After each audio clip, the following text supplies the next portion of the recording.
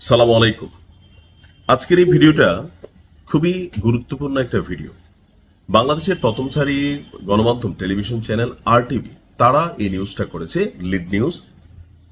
যারা জুলাই যোদ্ধা আছেন তাদের জন্য আমার মনে হয় এত ঝামেলা হবে না, কিন্তু জুলাই যোদ্ধাদের ভিড়ে যারা পুলিশের উপর অভিযান চালিয়েছিল এমনকি অনেক পুলিশকে হত্যা করেছিল, তারা অনেকেই ভাবছিল যে জুলাই সনদের মাধ্যমে তাদের আসলে শেষ রক্ষা হবে, হয়তোবা নির্দিষ্ট একটা সময়ের জন্য হবে। কিন্তু বাংলাদেশ পুলিশ পরিবার যারা বা পুলিশের যারা সদস্যরা আছেন তাদের কাছে কিন্তু এরা অন্তরে একটা ঘা হয়ে আছে।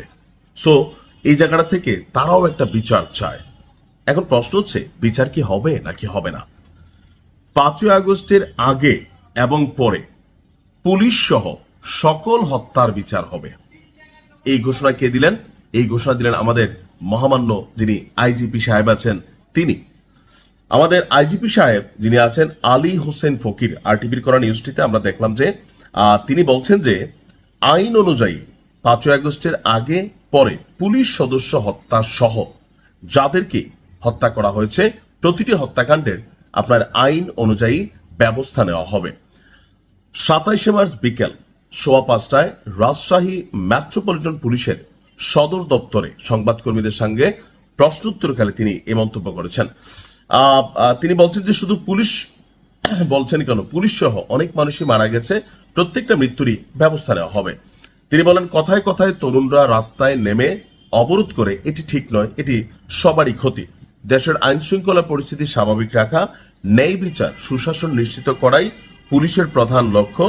বিনিয়োগ আকর্ষণ করতে হলে আইন শৃঙ্খলা রক্ষা করা অত্যন্ত জরুরি এবং এক্ষেত্রে পুলিশের ভূমিকা সবচেয়ে বেশি। এটা কিন্তু সত্য। আপনি একটা দেশের আইন শৃঙ্খলা, ধরেন আমি আপনি যখনই বিপদে পড়ি, এমনি আমরা অনেকে পুলিশ নিয়ে গালাগালি করি বা ঘুষখোর বলি বা বিভিন্ন ধরনের বক্তব্য বলি, কিন্তু যখন আমরা কোনো ক্রাইম করি, আমরা কোনো বাটে পড়ি, তখন আমরাই সবার আগে দৌড়ে গিয়ে পুলিশে বলি, ভাই রাখেন টাকাটা। ধরেন আমার বাইরে ধরে নিয়ে আসতেছে বা আমার পরিবারের বা আমারই ধরে নিতে আসছে, কথার কথা। তো আমরা কি করবো? যার যার অবস্থান থেকে হ্যালো, টেলিফোন, এরপরে হচ্ছে ক্যাশ টাকা, এগুলো আমরা ব্যবহার করি। সো এটা হচ্ছে আমাদেরই চরিত্র। আর বাংলাদেশে এই মুহূর্তে বিনিয়োগ থুবড়ে পড়েছে, মুখ থুবড়ে পড়েছে। বিদেশিরা আপনার বিনিয়োগ করতে খুব বেশি আগ্রহী না, কারণ দেশে যে মব কালচারটা তৈরি হয়েছিল, এটা তো অনেকেই ভয় পাইছে যে বিলিয়নস অফ ডলার তারা এখানে ইনভেস্ট করবে আর একটা মব তুলে দিয়ে যাই একটা প্রতিষ্ঠান ভাঙিয়া ফেলবে। তো এখানে তো আসলে রাষ্ট্র কি সুরক্ষা দিতে পারছে? তো এই ক্ষেত্রে কার ভূমিকা সবচেয়ে বেশি? পুলিশ। সাময়িক সময় হয়তো ইউনূস সরকার একটা অরাজনৈতিক সরকার ছিল, ওই সময় সেনাবাহিনী মাঠে ম্যাজিস্ট্রেসি পাওয়ার নিয়ে ছিল, বা মানুষ তখন সেনাবাহিনী ছাড়া পুলিশকে খুব বেশি ভয় পেত না, পুলিশের নৈতিক মনোবলেও অনেক ধাক্কা লেগেছিল। তো সবকিছু মিলিয়ে পুলিশের যে ভূমিকা, এটা খুবই গুরুত্বপূর্ণ। এখন আমাদের আইজিপি সাহেবের এই বক্তব্যকে নিয়ে সোশ্যাল মিডিয়াতে শুরু হয়ে গেছে টানাপোড়েন। এখন তিনি কি সঠিক বলছেন না ভুল বলছেন, প্রশ্ন হচ্ছে এটা। এখন যারা পুলিশ সদস্য তারাও তো মানুষ। এখন ধরেন রাষ্ট্রের মধ্যে একজন সন্ত্রাসী আছে, আপনার এলাকার আশেপাশে খুব সন্ত্রাসী, 100টা মার্ডার করছে ফর এক্সাম্পল। আপনি মনে করলেন যে এই সন্ত্রাসীটারে আমরা মাইরা ফেলি। আমি আর আপনি চিন্তা করলাম, ভাই এর তো বাইচা রেখা লাভ নাই, এত এমনি 100টা মার্ডার করছে, এরে মারলে হয়তো সোয়াব হবে, রাষ্ট্র আমারই কিছু করবে না, আপনি গিয়ে মাইরা ফেললেন।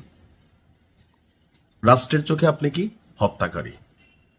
রাষ্ট্র মনে করে, আইন মনে করে আপনি নিজে আইন হাতে তুলে নিতে পারেন না। একজন পুলিশ অফিসার মারতে পারে, তাও কিন্তু জবাবদিহিতা হয় যখন এটা নিয়ে ইনভেস্টিগেশন হয়ে যায়।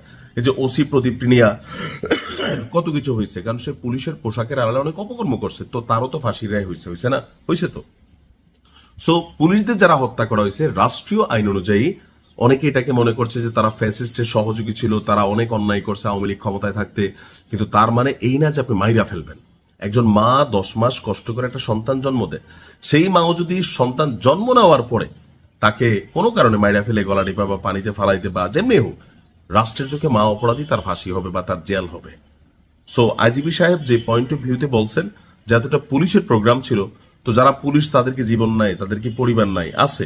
এখন রাজনৈতিকভাবে এই দেশে পুলিশ কখনোই নিউট্রাল হওয়ার সুযোগ নাই। যে ক্ষমতায় থাকবে আমরা পুলিশকে ব্যবহার করব, আর পুলিশ ব্যবহার হইতে বাধ্য। একজন পুলিশ কর্মকর্তার বুকে এত বড় কলিজা নাই যে ঊর্ধ্বতন আইজি, ডিআইজি বা আইজিপি লেভেল থেকে একটা কমান্ড আসবে বা মন্ত্রী এমপির তিনি একদম রাষ্ট্রীয় আইন দেখাবে, দেশপ্রেম দেখাবে, তারা খুঁজে পাওয়া যেত না, আর পাওয়া গেলেও বান্দরবন, নাইক্ষংছড়ি ওইসব জায়গায় পোস্টিং পাওয়া যাবে, অথবা বরখাস্ত। সো মুখে অনেক কিছু বলা সোজা, বাস্তবে করা কঠিন। তবে এতে যারা জুলাই যোদ্ধার আড়ালে বা জুলাই আন্দোলনের মাঝখানে হত্যাকাণ্ডগুলো চালাইছিল, এদের জন্য কিন্তু অশনি সংকেত শুরু হয়ে গেছে। ভালো থাকুন।